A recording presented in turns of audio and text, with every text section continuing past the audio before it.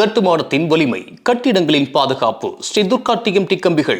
இந்த கோவிலோட விசேஷம் அப்படிங்கறத தாண்டி இந்த இடத்துக்கு ரொம்ப பெரிய விசேஷம் இருக்கு. 219வது தேவார பாடல் பெற்ற திருத்தலம், அதுவும் காவிரி தென்கரை சிவாலயங்கள்ல இது 102வது இடம் பெற்ற ஒரு கோவில். குழந்தை பாக்கியம் வேண்டி வரவங்க இந்த அம்பால வந்து பிரார்த்தனை பண்ணுவாங்க. அவங்களுக்கு குழந்தை பாக்கியம் வந்ததும் இங்க இருந்து இந்த கோவிலுக்கு போய் டயபெட்டிஸ் கியூர் ஆகணும்னு போறவங்க தயவு செஞ்சு இந்த மாதிரியான விஷயங்கள் எல்லாம் செயல்படாதீங்க. நம்மளுடைய டிசிப்ளின் ரொம்ப ரொம்ப இம்பார்ட்டன்ட். அந்த கோவிலுக்கு நீங்க கரும்பேஸ்வரர் முன்னாடி போய் உட்காரும் போது பாத்தீங்கன்னா அப்படி ஒரு அமைதி நமக்கு ஏற்படுது.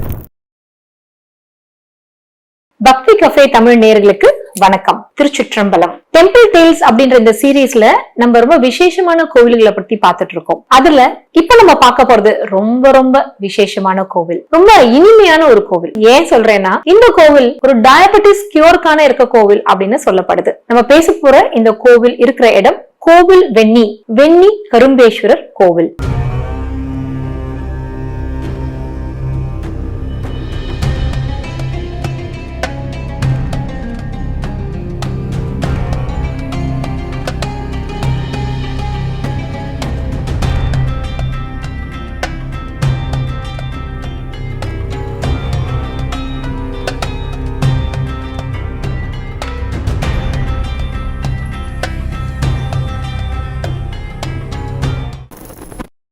இது தேவார பாடல் பெற்ற திருத்தலம், 219வது தேவார பாடல் பெற்ற திருத்தலம், அதுவும் காவிரி தென்கரை சிவாலயங்கள்ல இது 102வது இடம் பெற்ற ஒரு கோவில். இந்த கோவில் அமைஞ்சிருக்க இடம் திருவாரூர் மாவட்டம், கும்பகோணத்துல இருந்து திருவாரூர் போற வழியில அம்மாப்பேட்டை அப்படின்ற இடம் பக்கத்துல இந்த கோவில் வெண்ணி அமைஞ்சிருக்கு. இந்த கோவில் டிராவிடியன் ஆர்கிடெக்சர் ஸ்டைல்ல அமைஞ்சிருக்கிற கோவில். 3 நிலை ராஜகோபுரம் இருக்கு. இந்த கோவில்ல நந்தி, பலிபீடம் மற்றும் விநாயகர், முருகர், கஜலட்சுமி, பைரவர், நவகிரகங்கள் சந்நிதிகள் இருக்கு. கோஷ்ட தெய்வங்களும் இருக்கு. அம்பாள் சௌந்தர்ய நாயகி. இந்த கோவிலோட மூலவர் வெண்ணி கரும்பேஸ்வரர். இவரை ரசபுரீஸ்வரர் அப்படின்னு சொல்லுவாங்க.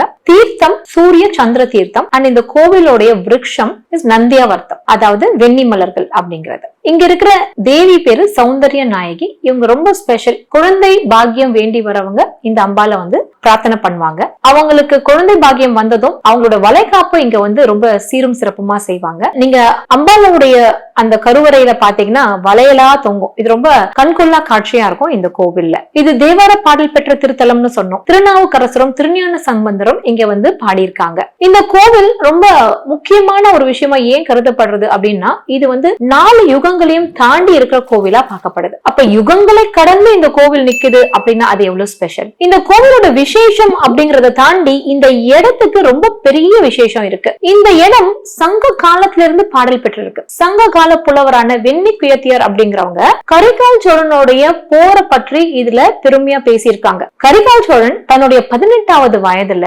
பாண்டிய, சேர, குறுநில மன்னர்களை எதிர்த்து போர் புரிஞ்சு அவங்களும் வெற்றி கொண்டிருக்கிறார். இங்க இருக்கிற பிடாரியம்மன் அவங்கள வேண்டி இந்த வெற்றி பெற்றதா சொல்லப்படுது. இங்க இருக்கிற பிடாரியம்மனை வேண்டவங்களுக்கு பயம்ன்றதே இருக்காது அப்படின்னு சொல்லப்படுது. கரிகால் சோழனும் முசுகுந்த சக்கரவர்த்தியும் அவங்களுடைய வெற்றியை கொண்டாடுற விதமா இங்க இருக்கிற பல கோவில்களுக்கு திருப்பணி செஞ்சிருக்காங்க. இது ஒரு பக்கம், இது நம்மளோட ஹிஸ்டாரிக்கல் ஃபேக்ட். இன்னொரு பக்கம் நம்ம பார்த்தோம் அப்படின்னா, இந்த கோவிலோடைய ஸ்தல புராணம் ரொம்ப சுவாரஸ்யமானது. இந்த தெய்வத்து பேரே வெண்ணி கரும்பேஸ்வரர். அது எப்படி வந்தது அப்படின்றத பார்க்கலாம். ஒரு காலத்துல 2 முனிவர்கள் இந்த பக்கமா போகும்போது சிவனுடைய இருப்ப இந்த இடத்துல உணர்ந்திருக்காங்க. அப்ப அந்த டைம்ல இந்த இடம் வந்து ரொம்ப கரும்பு காடா இருந்திருக்கு. அப்ப அவங்க சொல்லியிருக்காங்க இந்த இடத்துடைய ஸ்தல விருட்சம் வந்து கரும்பு அப்படின்னு. அப்ப இன்னொருத்தர் சொல்லியிருக்காரு, இல்ல இங்க நிறைய நந்தியாவட்டம் இருக்கு, அதனால இது வந்து வெண்ணி தான் இதோடைய ஸ்தல விருட்சம். இவங்க 2 பேரும் இந்த மாதிரி டிஸ்கஸ் பண்ணிட்டு இருக்கும் பொழுது அங்க ஒரு அசிரரி கேட்டிருக்கு. சிவபெருமானே அந்த அசிரரியில சொன்னதாக, அதாவது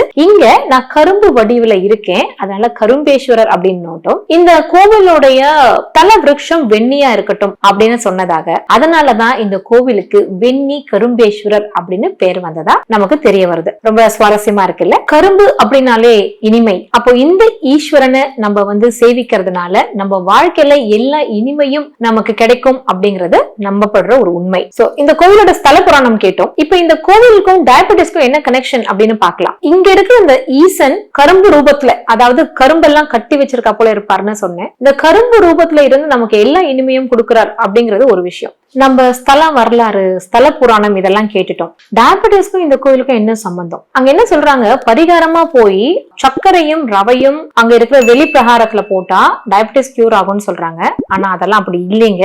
நம்ம தெளிவான ஒரு விஷயத்த சொல்லணும் அப்படிங்கிறது தான் நம்ம சேனலோட நோக்கம். இந்த கோவில் அதிகாரிகளே என்ன சொல்றாங்க அப்படின்னா, அந்த இடத்துல சர்க்கரையும் ரவையும் அதை அவங்க பிரசாதமா செஞ்சு வேணா கொடுக்கலாம். ஆனா அங்க போய் நம்ம கோவிலை சுத்தி இதை போடுறதுனால அங்க இருக்கிற எறும்புகள் ரொம்ப அதிகமாகி அங்க இருக்கிற மக்களுக்கு அது ரொம்ப கெடுதல் தான் செய்யுது அப்படிங்கறத கோவில் வாசல்லே ஒரு பெரிய பிளெக்ஸ் வச்சே போட்டிருக்காங்க. அதனால இங்க இருந்து இந்த கோவிலுக்கு போய் டயபெட்டிஸ் கியூர் ஆகணும்னு போறவங்க தயவு செஞ்சு இந்த மாதிரியான விஷயங்கள் எல்லாம் செயல்படாதீங்க. கொண்டு போய் வேணா கோவில்ல இருக்கிறவங்க கிட்ட காணிக்கையா வேணா கொடுங்க. அங்க இருக்கிற பிரகாரங்கள் எல்லாம் தயவு செஞ்சு சர்க்கரையோ ரவையோ அங்க போடாதீங்க. அது ரொம்ப கஷ்டத்தை கொடுக்குது அப்படின்றதான் கேள்விப்படுறோம். அப்ப எப்படி இந்த கோவில்ல வந்தா டயபெட்டிஸ் கியூர் ஆகுது அப்படின்னு கேட்டீங்கன்னா, டயபெட்டிஸ் கியூருக்கு முக்கியமான விஷயம் நம்ம டிசிப்ளின், லைஃப் ஸ்டைல் சேஞ்சஸ் இல்லையா? இங்க இருக்கிற கரும்பேஸ்வரர் டயபெட்டிஸை கியூர் பண்ற மருத்துவர் இல்ல. எந்த கோயிலுக்கு போனாலும் எல்லா நோய்களும் குணமாகும் அப்படின்னு சொல்றோம். இங்க ஸ்பெஷலா அப்படி சொல்றதுக்கான விஷயம் என்னன்னு கேட்டீங்கன்னா, சக்கரங்களின் இயக்கத்தன்மை. இங்க போனீங்கன்னா ஒரு நல்ல அமைதி அந்த கோவில்ல இருக்கு, நல்ல ஒரு வைப்ரேஷன் அந்த கோவில்ல இருக்கு.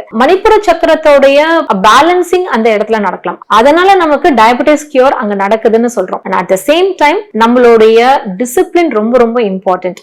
அந்த கோவிலுக்கு நீங்க கரும்பேஸ்வரர் முன்னாடி போய் உட்காரும் போது பாத்தீங்கன்னா அப்படி ஒரு அமைதி நமக்கு ஏற்படுது. நமக்குள்ள ஒரு சுய கட்டுப்பாடு நமக்கு உள்ள வரும். அதெல்லாம் பேஸ் பண்ணும் பொழுது நம்ம வாழ்க்கையில ஒரு டிசிப்ளினோட வாழ்றதுக்கான அந்த எனர்ஜி நமக்கு அந்த கோவில்ல கிடைக்குது. வெறுமனே போய் சர்க்கரையும் ரவையும் மட்டும் போடுறதுனால எதுவும் மாறாது. அதனால ஆஸ் டிவோட்டீஸ் நம்ம ரொம்ப ரெஸ்பான்சிபிளா நடந்துக்கிறோம். ஒரு கோவிலுக்கு போகணும் பொழுது நம்மளால இயன்றதை நம்ம செய்யணும். முக்கியமான விஷயம் இல்லையா, நம்ம செய்யக்கூடாதுன்னு அந்த இடத்தை தவிர்க்கணும். அதனால இந்த பரிகாரம் ரவையோ இல்ல சர்க்கரையோ போடுறத தயவு செஞ்சு பண்ணாதீங்க. அப்படி உங்களுக்கு அது கொடுக்கணும் அப்படின்னு இருந்ததுன்னா போய் கோவில் குருக்கள் கிட்ட நீங்க கொடுங்க, பிரகாரத்துல எல்லாம் போடாதீங்க. இந்த மாதிரியான சில விஷயங்கள் எல்லாம் நம்ம இந்த கோவிலுக்கு போகும் பொழுது ஒரு அமைதியான சாந்தமான மனநிலை, நம்மளுடைய ஹார்மோனல் பேலன்சஸ், இதனால தான் நிறைய நோய்கள் குணமாகுது. இங்க டயபெட்டிஸ் மட்டும் இல்லைங்க, இந்த தெய்வத்தை பார்த்தா இன்னும் பல நோய்கள் குணமாகும். அங்க போகும் பொழுது அந்த சூரிய தீர்த்தத்துல கால் வச்சு அங்க போய் அந்த ஒரு அமைதியான சூழலை நீங்க அனுபவிக்கலாம். இந்த கோவில்ல